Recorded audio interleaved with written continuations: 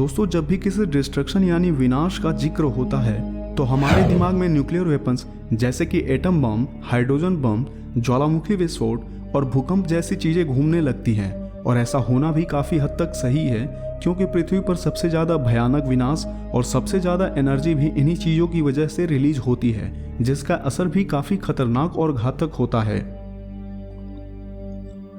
इनमें भी कोई शक नहीं कि जब कभी कोई बहुत भयानक एक्सप्लोजन होता है तो उससे निकलने वाली एनर्जी कई मेगाटन्स ऑफ TNT के बराबर होती है। लेकिन जरा सोचिए, क्या इस एनर्जी से हम किसी प्लेनेट जैसे कि पृथ्वी का विनाश कर सकते हैं, या फिर हम पृथ्वी पर इतनी ज़्यादा एनर्जी पैदा कर सकते हैं कि किसी प्लेनेट या खुद पृथ्वी का पूरी तरह से विनाश हो जाए।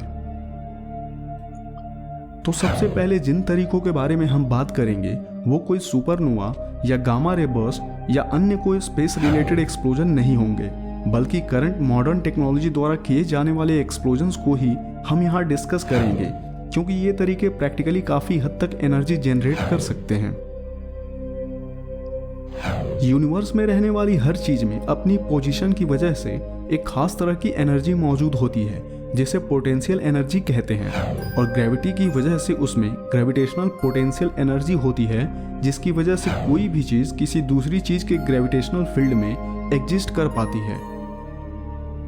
किसी भी स्टेबल सिस्टम के लिए ये ग्रेविटेशनल पोटेंशियल एनर्जी कम या नेगेटिव होनी चाहिए, जिसकी वजह से वो एक बाउंडेड सिस्टम कहलाता है, जिससे उस सिस्टम के सारे पार्टिकल्स एक ही जगह पर मौजूद रहते हैं। अब अगर किसी बाउंडेड सिस्टम के पार्टिकल्स को हमें एक दूसरे के ग्रेविटेशनल फील्ड से अलग करना हो, या आसान भाषा में कहें तो अगर हमें किसी सिस्टम को टुकड़ों में बांटना हो, तो हमें उस सिस्टम की ग्रेविटेशनल बाइंडिंग एनर्जी जितनी ही एनर्जी उस सिस्टम को देनी पड़ेगी, जिससे उसके सारे पार्टिकल्स फ्री हो सकें। अब इसी कॉन्सेप्ट को हम पृथ्वी पर लागू करें तो हमारी पृथ्वी की ग्रेविटेशनल बाइंडिंग एनर्जी लगभग 2.487 × 10⁻32 जूल निकल कर आती है। यानी अगर हमें इस पूरी पृथ्वी को टुकड़ों में बदलना हो तो हमें 2.487 × 10⁻32 जूल मिनिमम एनर्जी चाहिए। पर क्या हम इतनी एनर्जी पैदा कर सकते हैं जो इस पूरे प्लेनेट को टुकड़ों में बदल दे? तो चलिए पता लगाते हैं।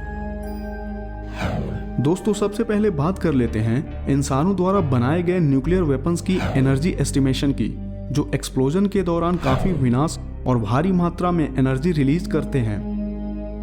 दुनिया में अभी लगभग 14,500 न्यूक्लियर वेपन्स हैं, जो अगर एक साथ एक ही टाइम पर एक्सप्लोड किए जाएं तो लगभग 1500 मेगाटन्स ऑफ TNT एनर्जी रिलीज कर सकते हैं, जो अभी तक के सबसे पावरफुल न्यूक्लियर बम जार बॉम्बा के लगभग 30 गुना बराबर होगा।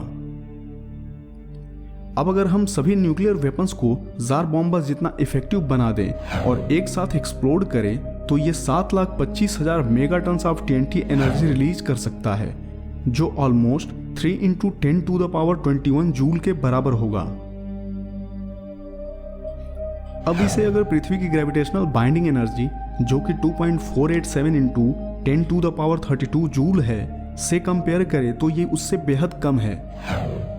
तो थ्योरेटिकली हमें ऑलमोस्ट 1 अरब से भी ज्यादा जार बॉम्बा जैसे न्यूक्लियर वेपन्स डेवलप करने पड़ेंगे, जो पृथ्वी के टुकड़े करने में सक्षम होगा। मौजूदा टेक्नोलॉजी के अकॉर्डिंग ऐसा कर पाना ऑलमोस्ट इम्पॉसिबल ही है, और न्यूक्लियर वेपन्स को बनाने के लिए यूज होने वाले एलिमेंट्स जैसे कि यूरेनियम और प्लूटोनियम भी बेहद कम पड़ जाएंगे। यानी प्रैक्टिकली इतने सारे high effective nuclear weapons develop कर पाना और उन्हें एक साथ एक्सप्लोड कर पाना लगभग नामुमकिन ही है। अब इसके बाद न्यूक्लियर वेपन्स से और आगे बढ़े तो हमारे पास सबसे खतरनाक एक्सप्लोजिव ऑप्शन आता है एंटीमैटर बॉम्ब का। आप इस एंटीमैटर के बारे में तो जरूर जानते होंगे, जो हमारे यूनिवर्स में मौजूद ऑर्डिनरी मैटर का जस्ट अपोजिट पार्ट है, लाइक फंडामेंटल पार्टिकल्स जैसे इलेक्ट्रॉन्स, प्रोटॉन्स वगैरह के anti particles. Mass energy equivalence के अकॉर्डिंग मास को एनर्जी में कन्वर्ट किया जा सकता है, और यही सेम अप्लाई होता है एंटीमैटर बॉम्ब में, जहां मैटर और एंटीमैटर एटम्स को कंबाइन करने पर काफी ज्यादा एनर्जी रिलीज होती है, क्योंकि इस दौरान 100% मास एनर्जी में कन्वर्ट हो जाता है। अब कैलकुलेशंस की बात करें तो 1 ग्राम एंटीमैटर बॉम्ब लगभग 43 किलो टन्स ऑफ TNT जितनी एनर्जी रिलीज कर सकता है, जो लगभग 18 इंटू 10⁻13 जूल एनर्जी के बराबर है। और अगर पृथ्वी को एक्सप्लोड करने की बात करें तो हमें लगभग 1.4 इंटू 10⁻18 ग्राम्स एंटीमैटर की जरूरत पड़ेगी, जो बेहद ज्यादा है। पर क्या ये कर पाना पॉसिबल है? प्रैक्टिकली ऐसा कर पाना इम्पॉसिबल ही है, क्योंकि एंटीमैटर को प्रोड्यूस कर पाना इतना आसान नहीं होता। अभी तक वैज्ञानिक 10 नैनोग्राम से भी कम एंटीमैटर को प्रोड्यूस कर पाए हैं। और इंटरेस्टिंग बात यह है कि करंट टेक्नोलॉजी और प्रोडक्शन रेट के हिसाब से हमें सिर्फ 1 किलोग्राम एंटीमैटर प्रोड्यूस करने में 10 बिलियन साल से भी ज्यादा का टाइम लगेगा, जो वास्तव में इम्पॉसिबल है। और साथ ही किसी प्लेनेट के टुकड़े करने के लिए इतना ज्यादा एंटीमैटर अमाउंट को स्टोर करना हमारी पहुंच से बाहर की बात है। इन बातों से हम ये कंक्लूजन निकाल सकते हैं कि हम इंसान थ्योरेटिकली इन तरीकों से इतनी एनर्जी तो प्रोड्यूस कर सकते हैं जो किसी प्लेनेट को टुकड़ों में बदल सके, मगर प्रैक्टिकली पृथ्वी या किसी और दूसरे प्लेनेट को एक्सप्लोड करने के लिए मौजूदा मॉडर्न टेक्नोलॉजी से हम कोई ऐसा एक्सप्लोजन नहीं बना सकते जो हमारी पृथ्वी के ग्रेविटेशनल बाइंडिंग एनर्जी के बराबर हो और उसे टुकड़ों में बदल सके।